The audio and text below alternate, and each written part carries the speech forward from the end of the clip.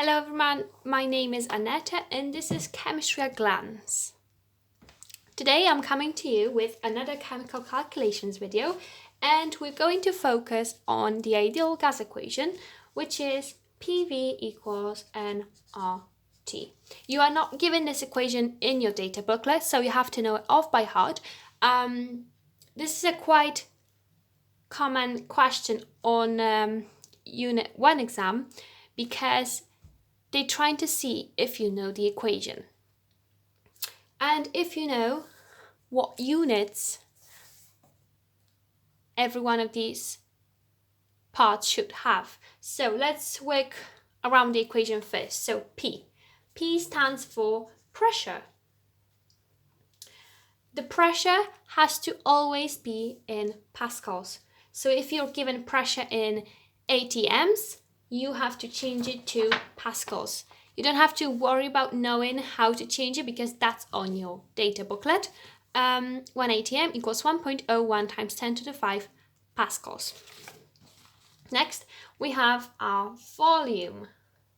We usually use decimeters cubed for volume, but not in this equation. In this equation, we need meters cubed. If you don't follow these units, you won't get the correct answers and you won't get the marks on your exam. So volume has to be in meters cubed, but again, if you're given it in decimeters cubed, you can easily change it into meters cubed. If you're given it in centimeters cubed and you're not comfortable with changing it straight into meters cubed, you can always go from centimeters to decimeters and then from decimeters into meters cubed. So you don't have to worry about that. If you don't know how to manage these transitions between centimeters and decimeters and meters, I'll show you later when we'll work through an example. The next letter is a small n and we're very familiar with that one now. It's the number of moles. Next one is a constant. It's always 8.314 and whenever you asked to use it, you always have it in your question, so you don't have to remember this number. And the last one is temperature, and temperature is in kelvins, not degrees Celsius. Again, if you don't know how to change it from degrees Celsius into kelvins, you've got it in your data booklet as well. So let's get on to the example question. And here is a question. The gas propane contains hydrogen and carbon only. 100 centimeters cubed of it is passed into a syringe. The mass is found to be 0.178 grams. The pressure and temperature are 298 kelvins and 100 kilopascals. And you're asked to calculate the MR of propane. So the first thing I always do is write the equations I think will be needed. In this instance, I notice we have a pressure and temperature and we have volume, so I straight away know this equation might be needed. Then I'm also given mass and I'm also asked to calculate the MR. The only equation I know with the MR in it is N equals mass over MR. So that's another equation that might be needed. And now let's get in and calculate number of moles. Why we need number of moles? We need number of moles because we're asked to calculate MR. We have mass, but we don't have number of moles. But number of moles is also in this equation. And we know pressure, we know volume, we know the R because it's a constant, and we also know the temperature. So what we can do is rearrange the equation. RT is multiplied on this side, so when you take it over, it's divide. And now just put in the numbers. Pressure is 100 kilopascals. 100 kilopascals equals 100 times 10 to the 3. Kilo is times 10 to the 3. So we multiply 100 by times 10 to the 3, which you can actually just put in your equation. That's not a standard form, but you don't worry about this because when you put in a calculator, it will work. The next thing is volume. We have volume in 100 centimeters cubed. And now we have to change it into meters cubed. Okay, so you can either change it straight from centimeters cubed into meters cubed, and that would be times 10 to the minus 6. And if you do this, your answer will be 1 times 10 to the minus 4. However, if you wouldn't know that from changing from centimeters cubed into meters cubed is times 1 times 10 to the minus 4, in order to change it, you have to times it by 10 to the minus 6. But if you wouldn't know that from centimeters cubed to meters cubed, you have to do this, you can use your data booklet and firstly change your centimeters cubed into decimeters cubed. So if 1 decimeter cubed is equal to 1,000 centimeters cubed, then 100 centimeters cubed is a question mark, so our cross multiplication 100 times 1 divided by 1,000, and that would give you 0.1 decimeters cubed. Then you can change your decimeters cubed into meters cubed. So 1 meter cubed is equal to 1,000 decimeters cubed, but we have 0.1 decimeters cubed. So we have a question mark, and again cross multiplication 0.1 times 1 divided by 1,000, which again gives you an answer of 1 times 10 to the minus 4 meters cubed. Just like when we transferred it straight from centimeters cubed into meters cubed by multiplying by 10 to the minus 6. Okay, so our volume is 1 times 10 to the minus 4. So we have a pressure, we have a volume, we transferred it all into the units that we need for this type of equation. Now it's R, 8.314 constant, and temperature, it's already in Kelvin, so 298.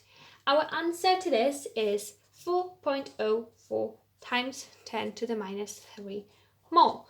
That's the number of moles of propane. Now we have to find MR, so rearrange the second equation. So MR equals, MR goes up and changes places with N. So it's mass over number of moles. Mass is 0.178. Number of moles we just found is 4.04 times 10 to the minus 3. And your answer is 44.1.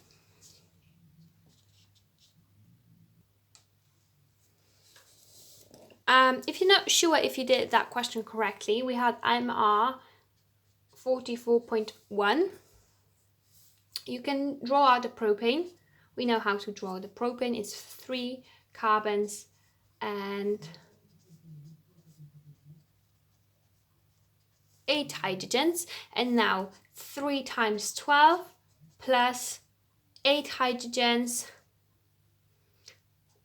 And each hydrogen has a R of 1.01. And that's equal to 44.08. 44.1. And now we know we did it correctly. Let's work on second example now. The second example says calculate the volume of gas at STP if it occupies 200 centimeters cubed at 50 degrees Celsius and 2 atms, and you're given the temperature and pressure at STP2. So first of all, we're trying to compare something. If it occupies 200 centimeters cubed at this pressure and temperature, what will be the volume at this temperature and pressure? So we have our equation, PV equals nRT. We know it's this one because we have pressure, we have temperature, we have volume. So straight away we recognize that it's this equation. And then we're trying to compare it. However, we still have the same gas, so our number of moles won't change for either of them. The conditions will change, but the number of moles will not. Again, R will not change because it's a constant. It will be the same. So what we're actually working with is the PV and T. And now we're comparing it. So if T was a multiplier on this side, when you take it over, it's divide. And we're comparing it with the same gas at other temperature and pressure. Therefore, we can do something like this. That's how we use this equation to form this. If we have the constant number of moles and constant R, we can take the T over and compare it by an equal sign with the same gas but at different conditions. And now what we're trying to find is the volume. So we can write everything for one of the sides, and we can write a pressure and temperature for the other side without the volume, because that's what we're trying to find. So the pressure of one gas is 2 atms. 2 atms, 1 atm is 1.01 times 10 to the 5, so 2 atms will be 2.02 times 10 to the 5. We multiply by the volume, which is 200 centimeters cubed. 200 centimeters cubed. When you times it by 10 to the minus 6, it'll give you the meters cubed. And the temperature is 50 degrees Celsius. So 50 degrees Celsius, when you put it into your calculator, you have 273 plus 50, which will give you 323. This is the equation here. The temperature in Celsius plus 273. Temperature in Celsius, 50 plus 273, which gives you 323. And all of this is equal to the pressure times volume over temperature of the same gas but at different conditions. So the pressure is 1 atm, and 1 atm is 1.01 times 10 to the 5. We multiply by the volume, which we don't know. We're trying to find it. So I'm just going to put V. And then we divide by the temperature, which is 273 Kelvin. And now, how do we rearrange it to find V? The first thing I always do is calculate this part of the equation. Of course, using your calculator. I've just put it into my calculator, and that's the answer, 0.125077. The next thing I do is take 273 over, because it's divide here, we're going to multiply it on this side.